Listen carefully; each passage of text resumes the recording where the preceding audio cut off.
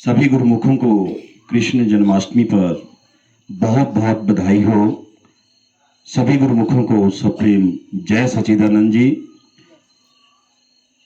सत्यम बोधमयम नर रूपममलम प्रत्यक्षमेव सर्वेश्वरम रत्नमंडित शीर्षुभ्रमुक्तम श्वेतांबरे शोभितम मुक्तामाल विभूषितम च हृदय सिंहासने संस्थितम भक्तानां बद्धं प्रसन्नवदनं श्री सतगुरु नौम्यहं श्री सतगुरु नौम्यहं बंधु चरण सरोज गुरु मुद मंगल आगार जेहि सेवत नर होत है भव सागर से पार।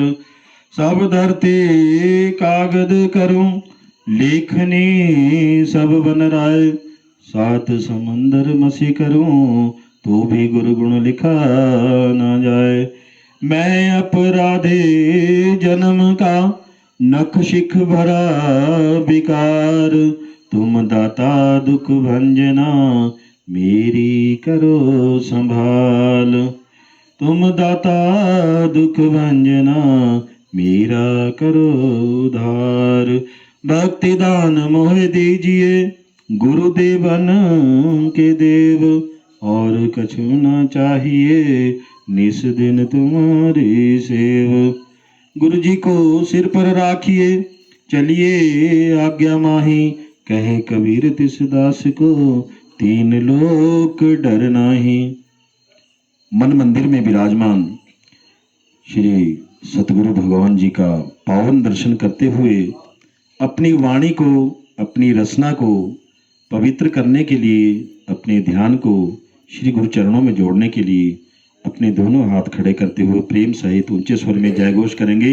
बोलिए परमहंस दयाल जी महाराज की, घटघट वासी नंगली निवासी भगवान की, अंबाला वाले सतगुरु महाराज की, नंद के लाला श्री कृष्ण भगवान की। धन्यवाद। परम आदरणीय परम पूजनीय प्रातः स्मरणीय हृदय सम्राट रूहानियत के शहंशाह दया के सागर श्री श्री 1008 स्वरूपानंद जी महाराज नंगली निवासी भगवान जी के पावन श्री चरण कमलों में विराजमान भक्तिमय गुरुमुख भाई बहनों बुजुर्गों व प्यारे बच्चों, आज श्री कृष्ण जन्माष्टमी है। श्री कृष्ण जन्माष्टमी की आप सभी को बहुत बहुत बधाई हो। मेरे बड़े भाई साहब पूजनीय श्री कृष्णदास तनवर जी व इनके समस्त परिवार को श्री कृष्ण जन्माष्टमी की बहुत बहुत बधाई हो। आज इस शुभ अवसर पर आपने सत्संग का कार्यक्रम रखा है। भगवान श्री कृष्ण जी आपकी सारी मनोकामनाएं पूर्ण करें, आपके परिवार को खुशहाल रखें और परमात्मा इस परिवार पर हर प्रकार से अपनी कृपा बनाए रखें। परमात्मा सुख शांति बनाए रखें। बोलो श्री कृष्ण भगवान की। साध संगत जी, अब तक भगवान विष्णु के 24 अवतार हो चुके हैं। सनकादि मुनि बराह अवतार, नारद अवतार, नर नारायण, कपिल मुनि, दत्तात्रेय अवतार, यज्ञ भगवान ऋषभदेव, आदिराज पृथु, मत्स्य अवतार, कुर्म अवतार, भगवान धन्वंतरी, मोहिनी अवतार, भगवान नृसिंह अवतार, वामन अवतार, हैग्रीव अवतार, श्री हरि अवतार, परशुराम अवतार, महर्षि वेद व्यास, हंस अवतार, श्री राम अवतार, श्री कृष्ण अवतार, बुद्ध अवतार और कल्कि अवतार। ये 24 अवतार अभी तक भगवान विष्णु के हो चुके हैं। त्रेता युग में भगवान विष्णु ने 14 कलाएं संपन्न होकर त्रिलोकीनाथ भगवान श्री रामचंद्र जी के रूप में अवतार लिया। द्वापर युग में भगवान विष्णु 16 कलाएं संपन्न होकर भगवान श्री कृष्ण के रूप में अवतरित हुए। भगवान श्री कृष्ण नियमित अवतार हुए हैं। जो किसी विशेष उद्देश्य की पूर्ति के लिए नियमित अवतार लेते हैं उनको नियमित अवतार कहा जाता है। त्रेता युग में भगवान श्री रामचंद्र जी ने दुराचारी, पापी, अधर्मी रावण का संहार किया और द्वापर युग में भगवान विष्णु जी श्री कृष्ण के रूप में आए और दुष्ट पापी कंस को मारा और अपने धाम को चले गए। जब जब इस पृथ्वी पर पाप बढ़ता है और धर्म की हानि होती है तो धर्म की रक्षा के लिए और लोगों के कल्याण के लिए भगवान विष्णु किसी ना किसी रूप में अवतार लेते हैं। आज श्री कृष्ण जन्माष्टमी के इस शुभ अवसर पर मैं आपको भगवान श्री कृष्ण के जन्म की सुंदर कथा सुनाता हूँ। साध संग जी, मथुरा को मोक्ष की नगरी कहा जाता है। वहां का राजा था उग्रसेन। मथुरा का राजा उग्रसेन बहुत ही साधु हृदय था, धर्मात्मा था, लेकिन बेटा बड़ा दुष्ट पैदा हुआ जिसका नाम था कंस। कंस का अर्थ है जिसको मारने पीटने में, दूसरों को दुख पहुंचाने में बहुत आनंद आता हो। कंस इतना दुष्ट था, इतना पापी था कि एक दिन अपने पिता को प्रणाम करने आया तो राजा को दोनों टांगों से ऊपर उठा लिया और जेल में पटक कर कैद कर लिया और कहा कि आप अब बूढ़े हो गए हैं, अब राजा के पद के काबिल नहीं और आप पद छोड़ना भी नहीं चाहते। आपके मरने की मैं कब तक प्रतीक्षा करूं। पिता को बंदी बनाकर जबरदस्ती तख्ता पलटकर कंस बैठ गया सिंहासन पर।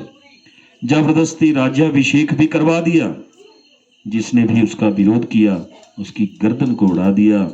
इस तरह मथुरा की सत्ता को अपने हाथों में ले लिया। जनता में कानाफूसी होने लगी कि जो अपने बाप का ना हुआ वो हमारा क्या होगा। कंस ने जब ये बातें सुनी तो उसको लगा कि कहीं तख्ता पलट मेरा ही ना हो जाए। जनता विरोध कर जाए तो किसी को भी गिरा सकती है। कंस ने मंत्रिमंडल से परामर्श किया कि क्या करना चाहिए। तो सबने कहा, महाराज जनता बड़ी भोली है, आप अच्छे अच्छे दो चार काम कर दो तो जनता सब बातें भूल जाती है। तो कंस ने कहा कि ठीक है, मैं ऐसा ही करूंगा। कंस ने अपनी चचेरी बहन, चाचे की जो बेटी थी देवकी, उसका विवाह वसुदेव से पक्का कर लिया। उस विवाह में अद्भुत समारोह किया, खूब खर्चा किया। पूरे मथुरा शहर को दुल्हन की तरह सजाया गया। बड़ी धूमधाम से देवकी का विवाह वसुदेव जी से कर दिया और विदाई की। जनता आपस में चर्चा करने लगी कि महाराज की सगी बहन नहीं है देवकी, पर फिर भी देखो कितनी उदारता के साथ अपनी बहन का विवाह कर रहे हैं। कुछ लोग कहने लगे, महाराज का स्वभाव नारियल जैसा है, ऊपर से तो कठोर लगते हैं पर भीतर से बिल्कुल कोमल है, पानी पानी है। कंस ने जब ये सकारात्मक टिप्पणियां सुनी तो उसे लगा कि अब मेरे प्रति लोगों की जो धारणाएं हैं वो बदल गई हैं, कुछ और नाटक करना चाहिए और अधिक अच्छी भावनाएं बनेंगी। कंस अब और ज्यादा नाटक दिखाने लगा। बहन देवकी की विदाई की बेला में रथ के सारथी को नीचे उतार कर बोले, मैं अपनी बहन देवकी की विदाई को देख नहीं पाऊंगा, इसलिए मैं स्वयं बहन देवकी को विदा करने उसके घर तक जाऊंगा। मैं उसको विदा करते देख नहीं पाऊंगा। और फिर कंस महाराज ने झरझर आंसू बहाकर रोना शुरू कर दिया। तो भोली भाली जनता भी भावुक हो गई, कहने लगी, महाराज इतने भावुक हैं, हमें तो आज ही पता चला, कितने सहृदय हैं। और जब रो रो कर रथ हाँकने लगा अपनी बहन देवकी को ससुराल पहुंचाने के लिए, तो देवताओं ने देखा, देखो कितना दुष्ट है, भोली भाली जनता को उल्लू बना रहा है। इसका असली चेहरा जनता में उजागर करना बहुत जरूरी है। इसलिए देवताओं ने आकाशवाणी से उद्घोष कर दिया, ऐ मूर्ख कंस, याद रख, जिस देवकी के विवाह में तू इतना गदगद है, इतना भावुक है, इसी देवकी का 8वां लाल तेरा बनेगा काल। ये सुनते ही कंस की आंखें हो गई लाल। एक क्षण में ही इसका माथा घूम गया। तुरंत देवकी के केश पकड़कर नीचे पटक कर निकाल तलवार प्रहार करने को हुआ तैयार। कि इतने में वासुदेव जी ने कंस का हाथ पकड़ लिया। रुको रुको महाराज, जोश में होश मत खोइए। कंस ने कहा, अरे वासुदेव, तूने सुना नहीं, ये देवकी मेरे काल को जन्म देगी।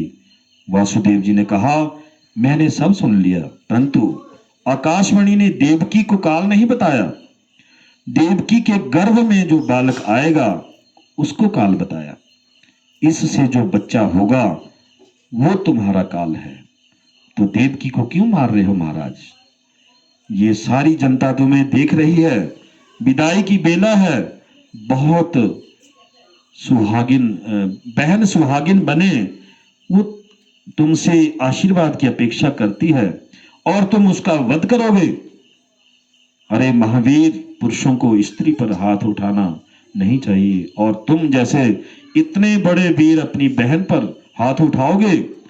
पर जनता सब जान गई कि कंस कितना पाखंडी है। अभी जिसके लिए आंसू बहा रहा था, रो रहा था, अब उसी बहन की गर्दन को उड़ाने को तैयार हो गया। साध संगत जी, दुष्टों का जो प्रेम है वो पानी की लकीर की तरह होता है, ना बनते देर ना मिटते देर। और सज्जनों का जो प्रेम है वो पत्थर की लकीर होता है, जल्दी किसी से प्रेम करते नहीं, और प्रेम किया तो जीवन भर उसका निर्वाह करते हैं। हर पल लकीर बनती नहीं, बनती है तो मिटती नहीं। साध संगत जी, वसुदेव के समझाने पर कंस को बात समझ आई। कंस कहने लगा, चलो एक समझौता, एक एग्रीमेंट करते हैं कि जब तक 8 बच्चे नहीं होते तुम दोनों मेरे पास ही रहना पड़ेगा, तुम दोनों को मेरे पास ही रहना पड़ेगा। वसुदेव जी ने कहा, महाराज स्वीकार है, हमें ये शर्त स्वीकार है। साध संगत जी, पत्नी की जो रक्षा करे उसी को पति कहते हैं। पति धर्म का पालन करते हुए वासुदेव जी ने अपनी बहन को बचा लिया, परंतु दोनों को कंस ने बंधक बना लिया। और फिर समय आने पर पहला पुत्र हुआ। प्रथम पुत्र को स्वयं वसुदेव ने कंस को लाकर दिया। कंस बड़ा खुश हुआ, कहने लगा, ले जाओ इसे, खतरा तो मुझे 8वें पुत्र से है, तो मैं इसको क्यों मारूं। वसुदेव चले गए, परंतु ठीक उसी समय नारद जी पहुंच गए। नारद जी ने जब ये वातावरण देखा, माहौल देखा, तो मन में सोचने लगे कि ये दुष्ट कंस ऐसे दया दिखाएगा तो ये जल्दी नहीं मरेगा। सबसे बड़ा पाप होता है बाल हत्या। जब ये देवकी के बच्चों को मारेगा तभी ये जल्दी मरेगा।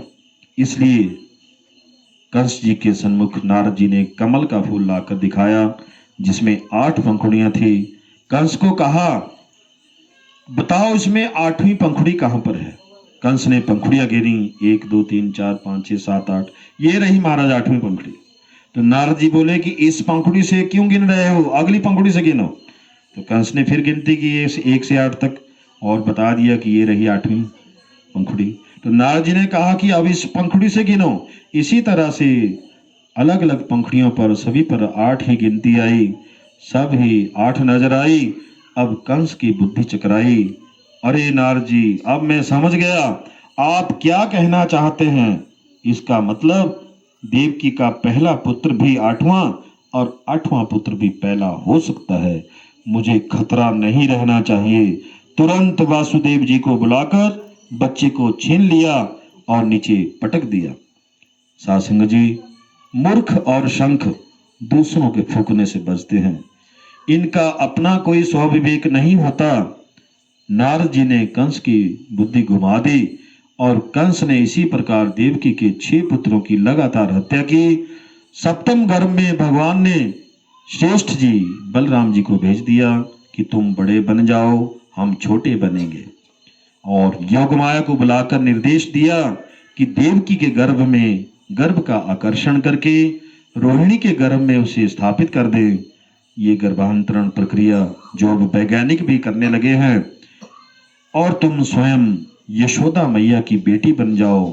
कंस तुम्हें देवकी की 8वीं संतान समझकर मारने का प्रयास करेगा, तब तुम अष्टभुजाधारी बनकर प्रकट हो जाना। फिर देखो तुम्हारी कितनी पूजा होगी। दुर्गा माता, अंबिका माता, स्कंद माता, भद्रकाली माता आदि हजारों नामों से तुम्हारी जय जयकार होगी। योग माया ने वही किया जो प्रभु ने आदेश दिया, परंतु कंस ने ऐसा समझ लिया कि देवकी के 7वें गर्भ का स्वतः ही पतन हो गया। अब 8वें गर्भ में प्रभु पधारे तो चारों ओर देवकी की माता का प्रकाश दैदीप्यमान होने लगा। देवता समझ गए कि प्रभु अवतार लेने आ गए। सारे देवता एकत्र होकर प्रभु की स्तुति गाने लगे। सत्य सत्य कहकर देवताओं ने भगवान की स्तुति गाई, क्योंकि देवताओं के मन में एक डर है। किस बात का? कि भगवान ने हमें वचन दिया था कि हम अवतार लेकर आ रहे हैं और सब दुष्टों को मार देंगे, चिंता ना करो। तब से देवता निश्चिंत थे। और अब जब देवकी के पुत्र आता दिखाई पड़ा तो सोचने लगे कि ये जितने दुष्ट हैं ये तो सब भगवान के रिश्तेदार बैठे हैं। कोई मामा है तो कोई फूफा है, कोई बुआ का लड़का बनकर बैठा है। ऐसी स्थिति में कंस मामा और फूफा को छोड़कर भगवान कहीं ऐसे ही वापस बैकुंठ को ना चले जाएं। देवताओं के मन में शंका हो गई, इसलिए कह रहे हैं कि हे भगवान, आपने जो व्रत लिया है भूभार को हरण करने का, उसे पूरा करके ही रहना, चाहे मामा हो चाहे फूफा। पृथ्वी का पूरी तरह से भार उतारना है। इसलिए सत्य की दुहाई देकर देवताओं ने स्तुति गाई और स्तुति वंदना करके देवता चले गए। अब प्रभु के प्राकट्य का शुभ समय आ गया। भादों का महीना आ गया, कृष्ण पक्ष आ गया, रोहिणी नक्षत्र आ गया, अष्टमी सिद्धि आ गई, बुधवार आ गया, हर्षण योग आ गया, बवकरण आ गया, मध्य रात्रि 12 बजे का समय हो गया। सारी प्रकृति नववधु की भांति सुसज्जित हो गई। सासंग जी, बड़ा अधिकारी आ जाए तो छोटे अधिकारियों की छुट्टियां भी रद्द की जाती है कि सब अपनी अपनी ड्यूटी पर पहुंचो। उसी प्रकार रात्रि में कमल खिलने का कोई काम नहीं है। कमल दिन में खिलते हैं, रात में नहीं। पर कमलाकांत अर्थात भगवान श्री कृष्ण जी को कहा गया है, रात के 12 बजे आ रहे हैं तो कमल रात को भी खिलकर कमलकांत का स्वागत कर रहे हैं। सारी प्रकृति नवबंधु की भांति प्रभु के स्वागत में सुसज्जित हो गई। देवकी और वासुदेव ने कारागृह में भगवान को शंख चक्र पद्म और गदा लिए हुए प्रकट होते हुए देखा। बोलो लक्ष्मी नारायण भगवान की जय। जब श्री नारायण जी का दर्शन हुआ तो देवकी और वासुदेव ने हाथ जोड़कर दंडवत प्रणाम कर स्तुति गाई। भगवान बोले, माँ, आपने मुझे पुत्र रूप में मांगा था, आज मैं तुम्हारा पुत्र बनकर ही आ रहा हूँ। आज मैं 4 हाथ वाला बनकर इसलिए आया हूँ कि बेटा बनते ही मुझे गोकुल में छोड़ाना, वहां कन्या का जन्म हुआ है, उस कन्या को उठा लाना, बाकी किसी से भी बिल्कुल मत घबराना। सारी बातें समझाकर नन्हे से बच्चे का रूप बनाकर भगवान माता देवकी की गोदी में प्रकट हो गए। बोलो बाल कृष्ण लाल की। पर रोए नहीं, बिल्कुल चुपचाप रहे। रामावतार में खूब गला फाड़ फाड़ कर रोए थे। राम जी तो बहुत रोए थे, पर श्याम जी ने आवाज ही नहीं निकाली, क्योंकि रामावतार में रोए थे तो दासियां मंगल गीत गाती हुई आई थी। अब कहीं रो पड़े तो कहीं लाठी बंदूक लेकर कंस मामा टूट पड़ेंगे। यहाँ का माहौल ठीक नहीं है, इसलिए शांत ही रहे। इसलिए भगवान ने कोई आवाज नहीं की, मौन ही रहे। परंतु वासुदेव जी ने देर न लगाई, लला को गोद में लिया और फिर सूप में लिटाकर सिर पर बैठाकर जैसे ही चलने को तैयार हुए, हाथ पैर की बेड़ियां अपने आप खुल गई, जेल के दरवाजे भी अपने आप खुल गए। जितने पहरेदार थे सभी खर्राटे मारकर सो रहे हैं। सासंग जी, जीव का परमात्मा से संबंध जुड़ते ही भवबंधन खुल जाते हैं, अज्ञान के कपाट खुल जाते हैं, काम क्रोध आदि सब शत्रु सो जाते हैं और जीव शुद्ध बुद्ध और मुक्त हो जाता है। जैसे वासुदेव जी भगवान को पाकर मुक्त हो गए, जैसे ही वासुदेव जी आगे बढ़े तो आकाश के मेघ मंडलों ने भगवान के दर्शन किए तो बोले, वाह, हम भी सांवले सलोने घनश्याम, तो हमारे प्रभु भी सांवले घनश्याम, तो घनश्याम को घनश्याम की सेवा में कुछ तो भेंट करना चाहिए। पत्र पुष्प फल तो नहीं, परंतु जल तो हमारे पास है। तो मेघों ने, बादलों ने पानी की फुहारों से मंद मंद बरसात करके भगवान का स्वागत किया। श्री कृष्ण भगवान जी का बाल रूप शेषनाग जी ने देखा और देखा कि मेघ भी जल बरसा रहे हैं, तो शेषनाग जी ने भी 1000 फन तानकर छत्र बनकर पीछे पीछे चल दिए। साध संगत जी, भगवान की इच्छा से ही पानी बरस रहा है, क्योंकि वासुदेव जी उनको लेकर गोकुल जा रहे हैं। गांव का वातावरण है, गांव में बहुत से पुरुष घर के बाहर ही आंगन में चारपाई डालकर लेट जाते हैं, घर के भीतर कम सोते हैं। गांव में लोग प्राय बाहर ही सोना पसंद करते हैं। तो वासुदेव जी भगवान को लेकर जा रहे हैं, तो किसी ने देख लिया, कृष्ण पक्ष की बात है, यदि किसी से टकरा गए तो पोल खुल जाएगी, सारा भेद खुल जाएगा, कहर हो जाएगा। इसलिए जैसे ही पानी की बूंदें पड़ी, सभी अपनी अपनी खाट उठाकर, अपनी अपनी चारपाई उठाकर घर के अंदर घुस गए और रात को सारे सन्नाटा छा गया। गलियां सुनी हो गई, शांत हो गई, इसलिए ही पानी बरसा। बोलो राधे राधे। परंतु जैसे ही आगे बढ़े, जमुना जी ने दर्शन दिए। ओह, ये मेरे होने वाले पतिदेव हैं और पहली बार आ रहे हैं, तो इनके चरण छुए बिना इन्हें आगे ना जाने दूंगी। जमुना में बाढ़ आ गई, वसुदेव के कंठ तक पानी पहुंच गया। प्रभु समझ गए कि देवी जी को चरण छूने की पड़ी है और पिताजी डूबे जा रहे हैं, इसलिए नन्हे कान्हा ने अपने चरण बिंद नीचे लटका दिए और चरणों का स्पर्श पाते ही पाद प्रक्षालन करके जमुना जी वासुदेव जी के घुटनों के बराबर हो गई। बोलो जमुना महारानी की। साध संगत जी, एक संत का कहना है कि जमुना जी में बाढ़ आई थी प्रियतम को मिलने के लिए, एक बार अपने प्रियतम का मुख तो देखो कैसे है। तो जैसे ही उमंग उठी जमुना की तरंग में, जमुना जी को पति का मुंह तो दिखा नहीं, ससुर जी की दाढ़ी पहले दिखाई दी। इसलिए बेचारी जमुना शर्मा कर तुरंत ससुर जी वसुदेव के चरणों में झुक गई। बोलो यमुना महारानी की। साध संगत जी, ऐसे ही यमुना को पार करके नंद भवन में जाकर लाला को सुलाकर वसुदेव जी लाली को उठाकर वापस ले आए। और जैसे ही वासुदेव बंदी गृह में आए, हथकड़ी बेड़ी लग गई, दरवाजे सब बंद हो गए और कन्या ने जो अब गला फाड़ फाड़ कर रोना शुरू किया, पहरेदार जाग गए, कंस को खबर दी गई। कंस दौड़ा दौड़ा भागा आया, देवकी की गोद में लल्ला की जगह लाली को देखकर चकराया। कंस कहने लगा, मैं छोड़ूंगा नहीं, ये 8वीं संतान कोई भी हो। तुरंत उस कन्या को छीन करके आकाश में घुमाया। कन्या हाथ छुड़ाकर उड़ गई आकाश में और अष्टभुजाधारी प्रकट होकर बोली, ऐ पापी कंस, तू मुझे क्या मारेगा, तुझे मारने वाला पैदा हो चुका है।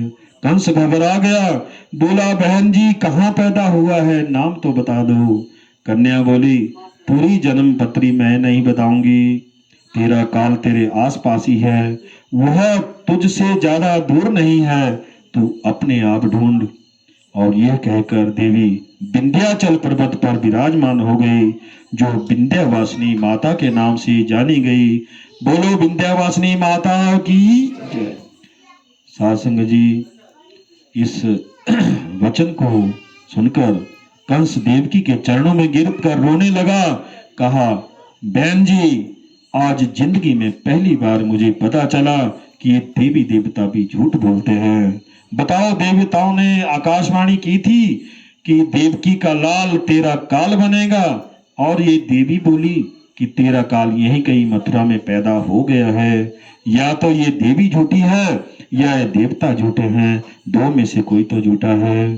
देव की बहन, मुझे माफ करना, देवी देवताओं के चक्कर में पड़कर मैंने तुझे बहुत सताया। इतना कहकर कंस ने देवकी वसुदेव को मुक्त कर दिया और घबराता हुआ घर गया। आपातकालीन मीटिंग बुलाई, सबको सारी घटना सुनाई। पूतना ने कहा, भैया चिंता ना करो, मेरा नाम है पूतना। आसपास एक भी पूतना बचेगा, मैं सबको ठिकाने लगाऊंगी, आप बेफिक्र रहो। कंस ने पूतना को कहा, तुम्हें जो करना है करो। सासंग जी, अब नंद भवन में चलते हैं। बोलो नंद के लाला की। नंद बाबा 90 वर्ष के हो गए हैं, लेकिन कोई पुत्र नहीं हुआ। एक बार संतों की मंडली गोकुल में आई। नंद बाबा ने सबका स्वागत किया, खीर मालपुड़े खिलाए और संतों ने भी आनंद पूर्वक भोजन खाने के बाद नंद बाबा को आशीर्वाद दिया, नंद बाबा के पुत्र हो जाए। तो नंद बाबा गदगद हो गए, बोले, मैं 90 वर्ष का हूं, अब क्या मेरे पुत्र हो जाएगा? अभी तक तो हुआ नहीं, आगे का कुछ पता नहीं, भविष्य की कुछ खबर नहीं। संतों ने नंद बाबा से पूछा, आपके एक भी पुत्र नहीं है? तो नंद बाबा ने कहा, हाँ महाराज, मेरे तो एक भी पुत्र नहीं है। संतों ने कहा, हमारा आशीर्वाद है कि पुत्र तो होकर ही रहेगा। नंद बाबा कहने लगे, महाराज दूध दही की कोई कमी नहीं है, 9 लाख गाय हैं, बस आपका आशीर्वाद, बस आप आशीर्वाद दे दो। संतों ने चिमटा गाड़ लिया, आशीर्वाद दिया और चले गए। और फिर समय आने पर यशोदा गर्भवती हुई। पूरे ब्रज में खबर फैल गई कि यशोदा के पुत्र पैदा होने वाला है। गोपियों को भनक पड़ी तो गोपियों ने भी 84 गज के लहंगे सिलवा लिए, बढ़िया चुनरी बनवा ली। जिस दिन यशोदा के पुत्र देखने जाऊंगी तो इसी चुनरी में बधाई लेकर जाऊंगी। अभी लड़का हुआ ही नहीं था कि 6 महीने पहले से ही तैयारियां शुरू हो गई। नंद बाबा अपनी बहन जी को बुलाने उसके घर पहुंच गए। बोले, सुनंदा, तू जल्दी जल्दी घर चल, तू बुआ बनने वाली है। इतना सुनते ही नाचती गाती चलती 4 महीने पहले ही चली आई सुनंदा जी भाभी जी की सेवा करने। यशोदा जी का जब विवाह हुआ था, दुल्हन बनकर जब वो यशोदा जी घर आई थी तो सुनंदा ने अपने भाभी जी का मुंह देखा था और गले में हीरे का 9 लखा हार नजर आया था। देखकर सोचने लगी थी कि सुनंदा ने मन ही मन संकल्प लिया था कि जिस दिन मैं बुआ बनूंगी उस दिन ये 9 लखा हार मांग कर ही रहूंगी। अब बेचारी को बुढ़ापा भी आ गया, लेकिन वो हार मांगने का कोई मौका नहीं आया था। लेकिन आज खुशी के मारे सुनंदा जी भाभी जी की सेवा में लगी है। बोलो राधे राधे। जो सबको यश देती उसका नाम यशोदा, जो सबको आनंद देता उसका नाम नंद, और जो आनंद ना दे उसका नाम ननंद। बोलो राधे राधे। सासंग जी, कोई भाग्यशाली ही ऐसी भाभी होगी जिसको अपनी ननद से सुख मिलता होगा, नहीं तो ननद के नाम से ही भाभी जी की धड़कन बढ़ जाती है, बीपी हाई हो जाता है। लेकिन ये ननद नहीं है, इसका नाम है सुनंदा।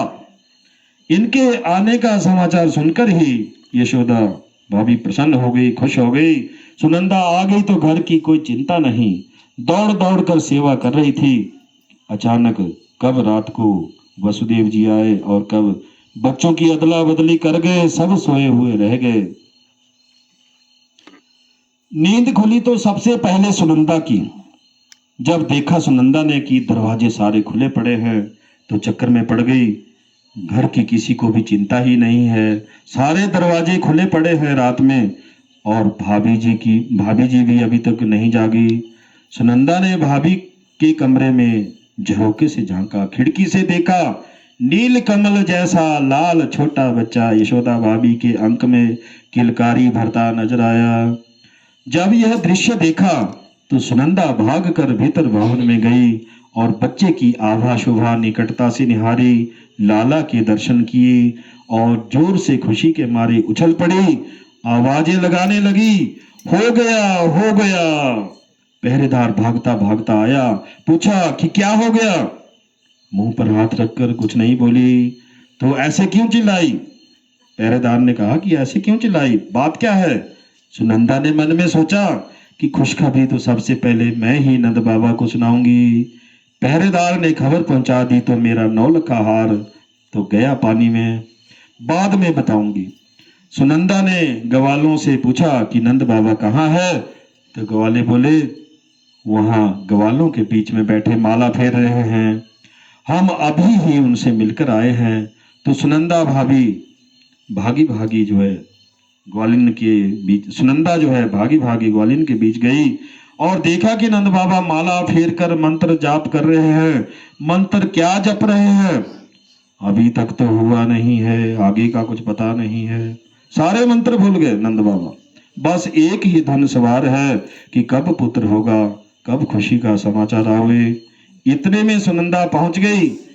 अरे भैया, मैं पागलों की तरह तुम्हें ढूंढ रही हूँ, तुम यहाँ माँ बैठे माला फेर रहे हो। तुरंत बोले, बहन जल्दी बता खबर क्या है? सुनंदा बोली, पहले ये बताओ कि मुझे इनाम क्या दोगे? अब तो नंद बाबा की धड़कन और भी बढ़ गई। जेब से तिजोरी की चाबी निकाली, सुनंदा के हाथ पर रख दी और कहने लगे, बहन तिजोरी तेरे हाथ में है, जो लेना सो ले लेना, पर देर मत कर, बता दे कि क्या खुशखबरी है। सुनंदा नंद बाबा के कान में आकर बोली, भैया तेरे घर लाला का जन्म हो गया है, बोलो नंद के लाला की। साध संगत जी, इतना सुनते ही नंद बाबा खुशी से झूमने लगे। तुरंत नाई को बुलाया और पूरे ब्रज में निमंत्रण दे दिया। जैसे ही गोपियों ग्वालों ने समाचार सुना, सभी दौड़ दौड़ कर बधाई देने आने लगे। गोपियां यशोदा मैया को घेर कर बधाई दे रही हैं और ग्वाले नंद बाबा को घेर घेर कर बधाई दे रहे हैं। अब आपको भी यशोदा और नंद बाबा को बधाई देनी है, तो पहले बहनें माताएं बधाई देंगी। क्या बोलेंगी? यशोदा मैया बधाई हो। तो बोलेंगे जोर से सभी माताएं बहनें, यशोदा मैया बधाई हो। आज आपकी परीक्षा है, बधाई जरा जोर शोर से देना। तो फिर से दोबारा से बधाई देंगे, मैया बधाई हो। तो गोपियों की बधाई जो है पूरे बरसाने में सुनाई पड़ी थी। आपकी बधाई तो इस दरबार से बाहर भी नहीं सुनाई पड़ी। तो पूरा दमखम लगाकर सभी गोपियां बधाई दो, मैया बधाई हो। यशोदा कहती है कि आप सभी को बधाई हो, आप सभी के आशीर्वाद से बुढ़ापे में ये खुशियां देखने को मिल रही हैं। तो अब ग्वालों की बारी है कि पूरा दमखम लगाकर बोलेंगे, बाबा बधाई हो, मैया बधाई हो। तो साध संगत जी, श्री कृष्ण जन्म की खुशी में गोपियां ग्वाले सभी बधाई गा रहे हैं, खुशी से नाच रहे हैं, मस्ती में गा रहे हैं। आइए हम भी नंद बाबा के भवन में हाजिरी भरें और गाएं एक छोटा सा भजन श्री कृष्ण जी के जन्म के उपलक्ष्य में।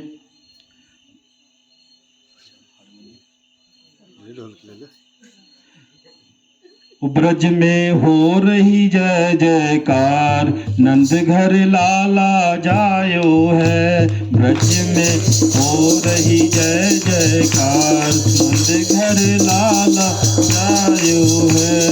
लाला जायो है, यशोदा ने लाला जायो है। ब्रज घर हो रही जय जयकार, नंद घर लाला जायो है। हो रही जय जयकार, हो रही जय जयकार, नंद घर लाला जायो है। ग्वाल बाल सब हिल मिल गायो, ग्वाल बाल सब हिल मिल गायो। झुंड के झुंड नंद घर आयो, झुंड के झुंड नंद घर आयो। आज सब सुख पाए हैं कि नंद घर लाला आयो है, आयो है।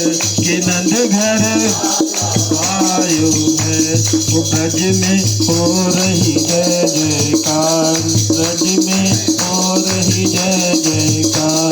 के नंद घर लाला आयो है, के नंद घर ब्रज 84 कोस में भैया, ब्रज 84 कोस में भैया। सब कहे धन्य यशोदा मैया, कहे यशोदा मैया। 80 साल की आयु में पुत्र ऐसा जायो है, कि नंद घर लाला आयो है। ब्रज में हो रही जय जयकार, ब्रज में हो रही जयकार। के नंद घर लाला आयो है, के नंद घर। ब्रह्मा शिव सनकादि आए, ब्रह्मा शिव सनकादि आए। ऋषि मुनि सब देव भी आए, ऋषि मुनि घर पहुँच सब मंगल गायो है, कि नंद घर लाला जायो है। हो रही जय जयकार, कि नंद घर लाला आयो है, कि नंद घर। बोलो वृंदावन बिहारी लाल की जय, बोलो नंद के लाला श्री कृष्ण भगवान की जय। तो इसी के साथ ही जो श्री कृष्ण जन्म की जो सुंदर कथा है समाप्त होती है। बोलो श्री कृष्ण भगवान की।